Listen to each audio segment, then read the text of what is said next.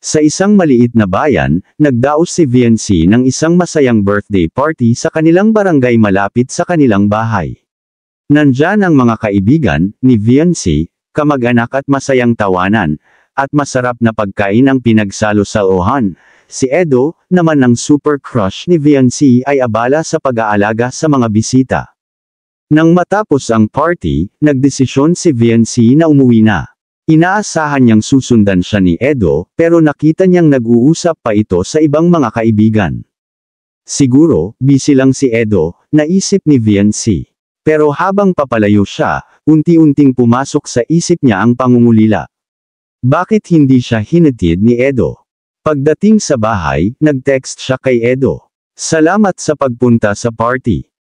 Ilang sandali ang lumipas, nag-reply si Edo at nag-reply na walang anuman, maraming salamat din sa pag-imbita, pasensya na naging abala ako sa mga tao.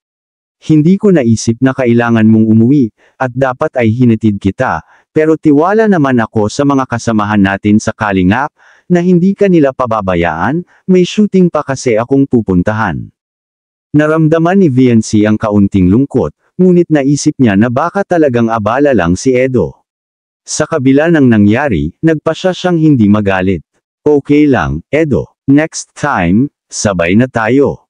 Nang magtagal, natutunan ni Edo ang kahalagahan ng pag-aalaga sa mga kaibigan at tinuturing na pinaka-importanteng tao sa buhay niya.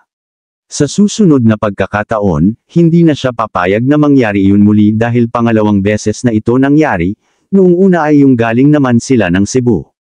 Sa huli, nagkaayos din sila, at natutunan ni VNC na hindi palaging perpekto ang mga bagay, pero mahalaga pa rin ang pagkakaibigan at pagkakaintindihan lalo na sa kanyang special someone. Sa totoo lang mga kalingap ay sinamahan naman ni Edo si VNC nang pauwi na ito at daang-daang naglalakad patungo sa bahay nila at sobrang sweet pa na nag-uusap ang dalawa, pero hindi na sumama si Edo hanggang sa bahay nila VNC. Anong masasabi mo tungkol dito mga kalingap? I-comment mo lang sa baba ang gusto mong sabihin at ating babasahin isa-isa. Maraming salamat po. To God be the glory.